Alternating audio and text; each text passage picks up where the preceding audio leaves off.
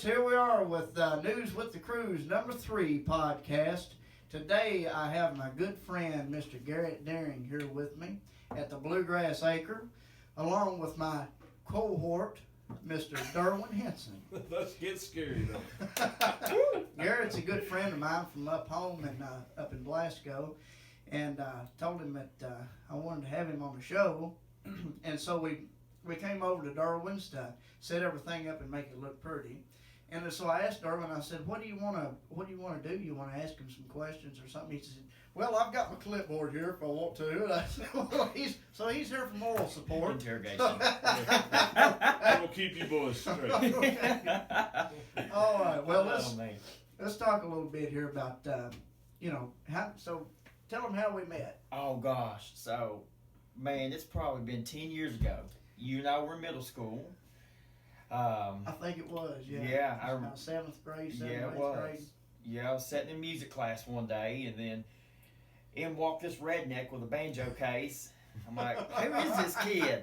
You whipped it out, and man, you went to town on it. And I never forgot that day, and I'm like, I dream of one day just being able to play with that kid. Play music with him. God. For real, dude. 7th grade? Yeah, I remember that. I'm like, man, that's so cool. I just want to play guitar with him. And man, I don't know, somehow along the way we exchanged phone numbers, I think, that day or something, and next thing you know, you made the dangerous choice to invite me over to your house and oh yeah, well we really hit it off there, played music in your garage and everything. We did. that was fun. So funny because I wanted to start up a little bluegrass band. I wanted so bad. I remember when I was little, and or when I was younger, I didn't have anybody to, I had people to play with, but I didn't have a band, and I always wanted to be in a band. You know how it is. You want to have a band, and you want to do all this. Well, I didn't have a band, so I got you and who else was it? I don't know, that old long-haired bass player. Oh yeah, James Dyer. Yeah, that's who it was. Man, that was fun for me. I thought I was on top of the world. I had a band, Yeah, buddy. So I want to be just like Flat and Scruggs. Now you talking, son. That's right. Yeah. Lester and Earl, But anyway, so but that was so fun. And then actually we played our first show. There was another guy, Mr. Colton Kice, who went to school with us, and there was a little drugstore down in the middle of town there, up on the square, called George J's, and in the head of stage. And I guess that was probably the first public show I'd ever played. Yeah. Either that or that was the first show that we played together. Yeah, definitely. I know for a fact the first show we ever played together. So something so empowering about playing with a banjo. Well, it was something else. I tell you what, that was fun. Yeah, it was a good time, man. Yeah. So. Well, are you ready to chime in, Derwin, or? Oh, I'm just You listening. ready to interrogate? Just wanted to make sure I didn't. So what age did you start with the guitar? I started when I was 12 years old. Okay. Yeah, so my first instrument that I got was a banjo.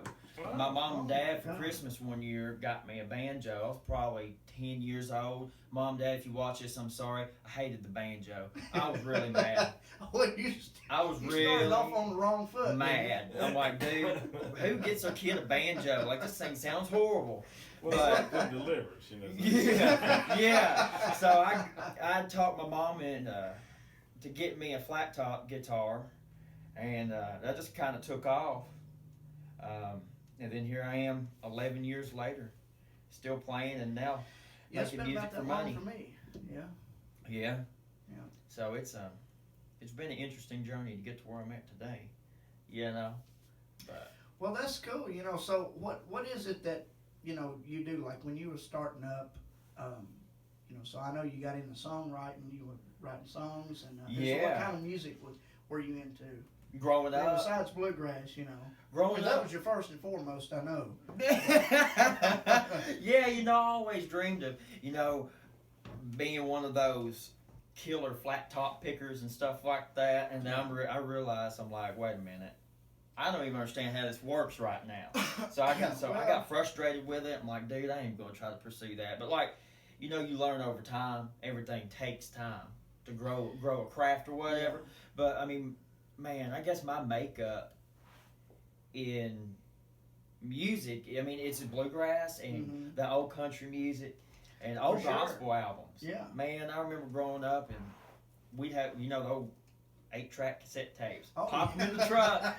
You had an 8-track player. But he did. Every Saturday morning, my daddy and I'd go to town, and it was either a gospel track, or it was the Old Brother Where Art Thou movie track in there. So Constant Sorrow was always playing. So that's kind of that from an early age. That's what molded my musical tastes. And then you grew up in church. I know you went to church and you got into that kind of music. I did, yeah. Like I was about 15 years old, and I got plugged into playing gospel music and Christian, contemporary Christian music in the church. And something sparked inside of me. I'm like, I really like this. I really like doing this stuff, Christian music and gospel stuff. And prior to that, I spent a lot of years playing in little diners and bars in Glasgow. Yeah. At George J's, and there used to be a place called the Stellar House there. I would play at a lot. The Stellar House? I've never seen that. I guess I ain't going to. Well, Where's that at? It got replaced by Shoguns now. Oh, So it it's a was down in restaurant. there. Okay, down on Ray Street. Yeah. But from the age of 15 on, mostly everything I've done has been gospel Christian related stuff. I didn't go willingly into it. I really didn't. I fought it for a long time, but I got to a point where I felt that that's where my heart was destined to be, was doing that type of music. And here I am today. I'm 23, and I sing and songwrite, and I travel, and I play a lot of churches, and I play a lot of shows. And man, it's awesome. It's just so Well, neat. that's great, and so when you were coming up, did you were you like the song leader, or how did you work your way up through the ranks? Man, I started playing rhythm guitar, and that's where it all started out. And I used to sing at home some, but I didn't start out singing in church. I wasn't very confident in it, and I knew I didn't sound too good. So this was a church that wasn't just a straight upright piano, and they had some drums and stuff like that going on. Well, the church I was attending, around the age of 14, they didn't approve of having a guitar in the church. Oh. If it wasn't a piano and just a song leader, they really didn't want it. So next thing you know, I wound up at a church where that stuff was allowed. And man, started off as electric guitar, playing rhythm guitar. And the next thing you know, I'm singing, I'm leading services and all that stuff. That's and cool. almost 8 years now, I guess I've been doing that. And time's flown by, but I've loved every minute of it. It's been great, Well, that really is cool. So now you've sort of taken to writing songs, and so now what are you doing now? You're working on. But before we go any further, let's get this tree farm on. We're gonna knock it. We're gonna Roll knock it on up over. a little bit in there, Garrett. There you go. I'm going to tear down the wall, folks. The tree farm's gonna get knocked over. Thank God the North Pole is still okay. Yeah, But and the banjo's okay. we don't want that. Oh man, where was I at? We're talking about songwriting. Yeah. Yeah. Okay. Yeah. Well, We don't follow any guidelines on this podcast. yeah. Not that anybody was. So so your career, and so you started writing songs, and so what do you do now? You've been working on your voice some, I know. Yeah, for the past, to be honest, for probably the past 4 or 5 years, I've just been in a woodshed stage. Sometimes it really. takes that, yeah. I've worked really hard on my voice, with countless. I'm not ashamed to say it. I work with a lot of vocal coaches. I think there's absolutely nothing wrong with learning and growing and trying to do things You never the best stop learning. that you can. That's right. And with You never stop songwriting, learning, yeah. I've been doing songwriting roughly about the same 4 or 5 years continuously. I work with I got some buddies down here in Franklin, Tennessee that I work with and write with. Yeah. So just really working on Garrett Dearing, that craft, who I am as an artist, because it's not going to happen overnight. You got to work on it. No, and you're the only one of you. So that's all it's, Yeah. you got to work on you That's and make it unique. Yeah, exactly. Well, I know that I've been working a little bit with a vocal coach. When I first came to town, I didn't want to sing at all. I didn't sing. All I want to do is pick and play the banjo. That's all I want to do. And then I got into singing. Sang a little baritone. That didn't, I just sort of eased in there with it. And then I started singing tenor, so that put you like way out there, So, Yeah. So I was doing it, and I noticed I would start getting hoarse, and I would think, man, God, why am I doing that? So I didn't really know what I was doing. So here a while back, I started working with a vocal coach, Mm-hmm. doing all these weird exercises. Yeah.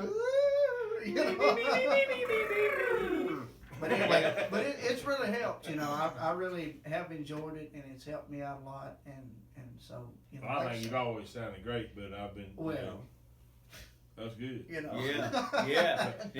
But it is a good thing that sometimes a vocal coach or somebody who's in it can show you where if you'd hold this breath a little bit longer, or catch a breath right there, or breathe more like this, or whatever, little things that they can help. Well, and show you some exercises That's too. right. Teach you to push from your stomach, and because I guess a lot of people, man, I hear so many of these people, whether they sing bluegrass, it's just, it's so tinny, and they just hack away at it, and it's all from right here, and it's all closed up and everything. It's just, it just pains me to see it. But Yeah. If you had a tone knob for your voice, where would you really want it? Okay, folks, tone matters. So the tree farm is in danger again. But It's on the endangered list. I might write a song about that. Okay, yeah. Start a movement or something about the tree farm. Yeah. Oh man, all right. So was anybody else in your family musical? I mean, anybody like Yeah. You know what? My dad is super musical. He Okay. can play a killer radio. Oh, that's great.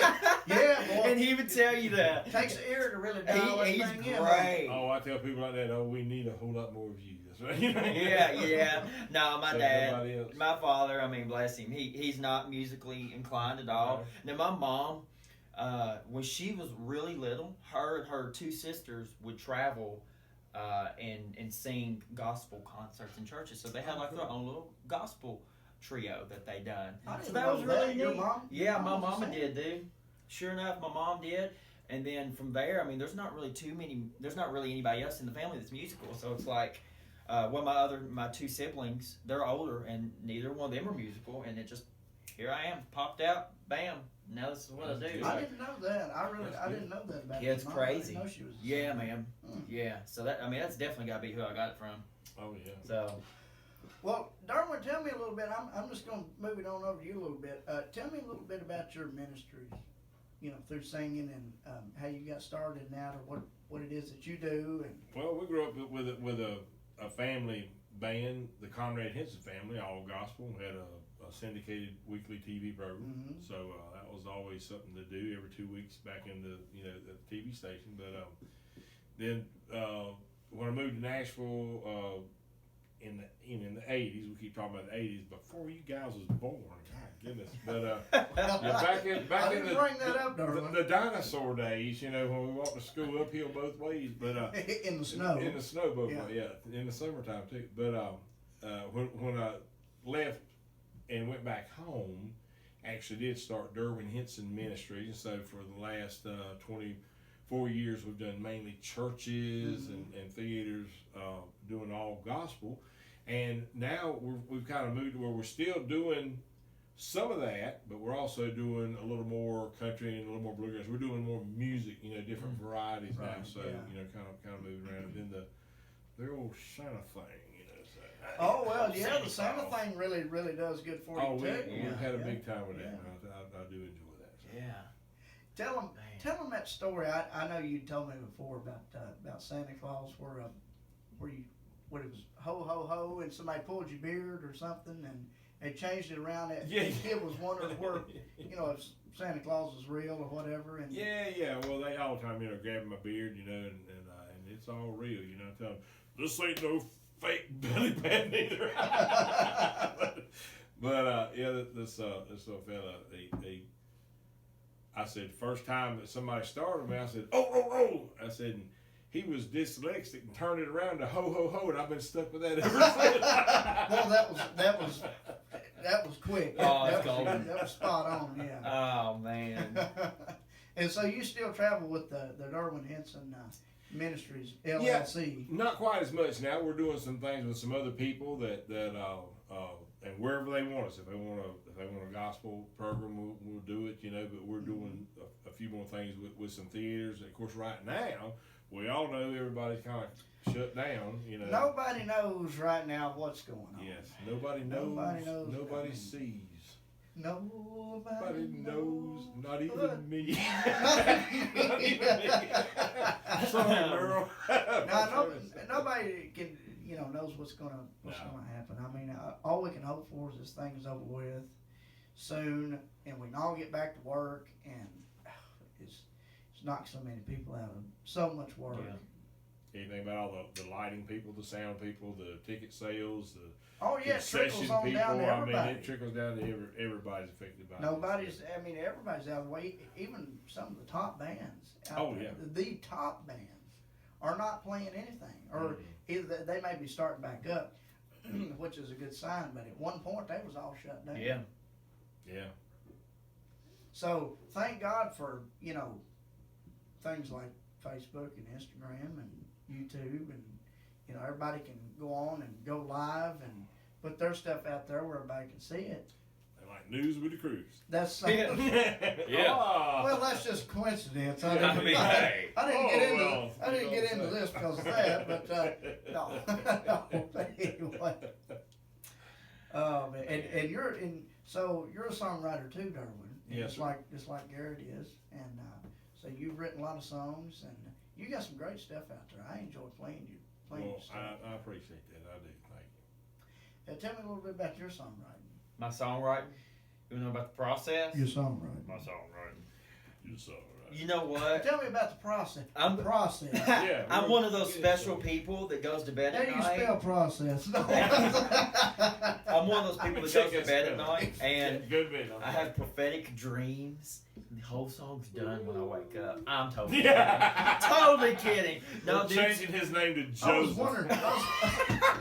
I was wondering what kind of dream you said it was. Prophetic, yeah. No, man, I tell you what, the songwriting process for me is really a love-hate relationship, because there's days I can sit down, I'll have 2 or 3 lines in my phone, and I can sit down and finish the song. Mm-hmm. But then there's days or weeks, or maybe a month or 2 months that my brain is just locked down. I can't get anything, dry spell, but these handy-dandy things called phones have a note section, and I'll jot down everything. I mean, if I'm driving down the highway and I see a dead bird, I might think of a pretty cool line, So I write it down. I thought of an excellent rock band name one time because there was a swollen puppy. Woo! But I take notes on everything, man. And even if I just have an idea that I think, that's all right. It's more stupid than clever. I'll write it down because, for example, like yesterday, I was working on a song that I'd written like 3 years ago, and I'm going back, and I'm like, man, I don't like how the song's laid out, but I'm taking it and restructuring the song. So a lot of times, I'll just do that. I'll jot down all my little thoughts and ideas, and then I'll just go through my phone, and if something sticks out, I'll trust my gut and my instinct. I'll take it and see how far I can run with it. Until you cut it, you can do whatever you want to with it. And actually, even after you cut it, a real good songwriter, which will remain nameless right now, a good friend of mine. Derwin Hinson. No. Yeah, no. I wish this was me, but he said that even Bob Dylan is continually working on songs that even it was a hit.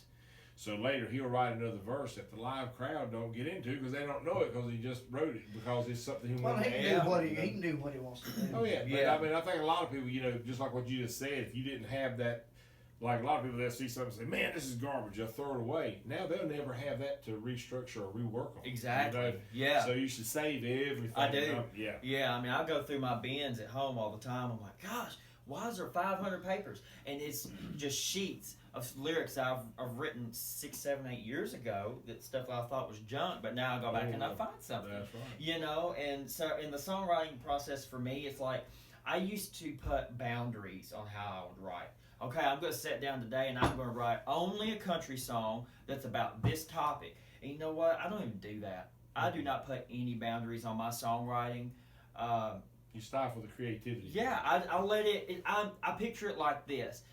I'll let the song roam and just run wild like a wild horse, and then eventually I'm going to catch that horse. Yeah. You know, I just let it run, do whatever it's going to do. I write down. Catch it, it might be a herd of horses. Hey, it might be, but I will literally just write down everything on the paper. That's good. Because, well, for me personally, but I think as creatives, a lot of times we can be like super critical on ourselves. I think, you know, progress is progress. Oh, yeah. But like if you can complete a whole song finished, you've got a complete song. You can always go back and edit it. Just get all that stuff out of your head onto that paper, and that's what I do. And man, that's good. It works. You know, it's not a magic trick of, hey, do this. Next thing you know, you're gonna have a #1 hit. You know, but it's just you have to learn yourself through the creative process. So, and that's how it is for me. Well, and that's how I learned. You know, I mean, I haven't been a songwriter very long. You know, everybody said, well, you ought to write. You know, you need to write, and all this. I said, well, you know, I've never been too good at it. And you got a couple of really good ones too. I hadn't heard much of yours, but you played me a couple of things that's really good. Well, thanks. You know, they usually come to me about 5 in the morning when I'm laying in the bed. You know, It's a prophetic dream. Yeah. And then I'll wake up and oh man, what was that? You know, and I just start piecing all this stuff together, and then I've got a song. Yeah. You know, or half of one, and then I finish it up. That's right. That's good. But it comes to you at the weirdest It does. times. Yeah, I tell you what, I have one song that I wrote several years ago, and I kid you not, one night I was in bed asleep, and then I just woke up, and I had a couple lines stuck in my head. I'm like, man, that's pretty cool. I wrote it down. Next thing you know, I had a whole song. So you're right. I mean, you as a creative, you got to be open to any time the creativity hits. I mean, you know, you'll be driving down the road. Oh man, no texting and Or driving. a dead but bird, for I'm instance. gonna put it down or some dead bird. You know. Dead bird. Well, dude, I mean, hey. But Like, it does happen like that. I know does. we joke, but it does happen. Hey, little bird. Bird. Yeah, but I mean, it's crazy. You just gotta be. I think you gotta be willing to ride the crazy journey of Well, being a musician. So you do, and there's a pretty well-known songwriter, co-writer around town, Chris Burgess. I don't know if you've heard of him, but anyway, he would be writing in these sessions that people would just get together and co-write and do all this, you know. And I've seen this happen. And everybody around here knows what I'm talking about. If you've been in a session with Chris Burgess and he's been helping to write songs, he'll be sitting there and he'll rear back in a chair, you know. And people will be sitting there, you know, oh man, going down the road, and they'll write something down, and he'll be back here dead asleep. Just dead asleep.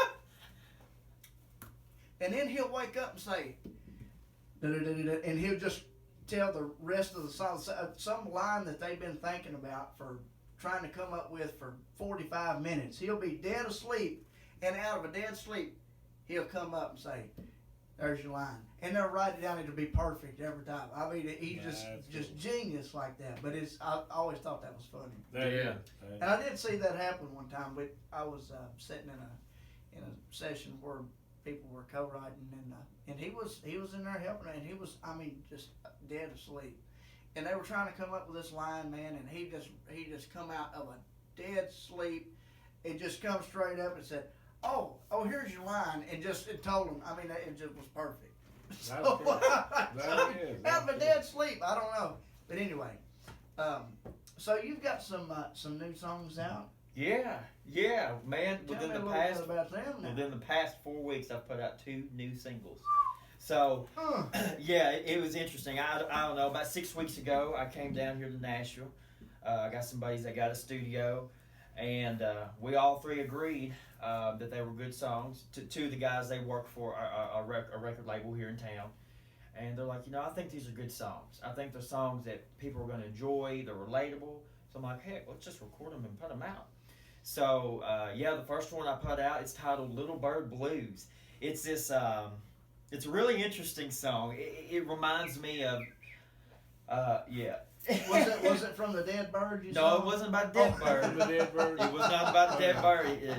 Durs wrote it down over here. But man, no, that song, it's this real old school, like 50s, finger-picking, folky song, And the story behind it real quick, I mean, literally, like, I woke up one morning, and I'm like, I was really down and out and depressed. I'm like, man, I don't want to get up today. I don't want to do anything, absolutely at all. And there was a bird outside my window, because there's a huge tree there, and the bird just kept on chirping and singing and would not shut up. And I was like mad. I'm like, I can't go back to bed. This bird won't shut up. So, I literally got up out of bed. I'm like, and then the first line of that song is, hey, little bird, singing outside my window. That popped in my head. I'm like, there's going to be something kind of cool here. And sure enough. Well, he broke out in the song. He right did. Folks, you heard it here first. That is a sneak peek to Little Birdie Blues. Yeah. But no, I mean, for real, I wrote that whole song. And it's kind of got a little gospel twist to it. But man, it turned into a beautiful song. And then the second song is titled Promise Keeper. And it's got a real backwoods vibe to it. And man, it's a beautiful song in itself. The recording process for both those songs was so awesome. It's just my voice, my flat top guitar, and just a little bit of background vocals and some hand percussion stuff. And that basically made it up. And they're just super organic sounding recordings. That's cool. And that's what I wanted. I wanted it to be just. That's what you want. You get too much production. Just like last night, I was watching Pure Country. Yeah. George Strait. Yeah. And it got to the point where just too much production. All these, pyro and smoke and lights and everything. Yeah. He said that just ain't me. And so I see where you're coming from. Yeah. You want to do it just as pure as you can do it, and I think that's great. Yeah. Mm-hmm. Yeah. Where can we find your stuff? Are you on Apple Music or Spotify? Yeah, I mean, on any streaming platform, you name it. iTunes, it's on Spotify.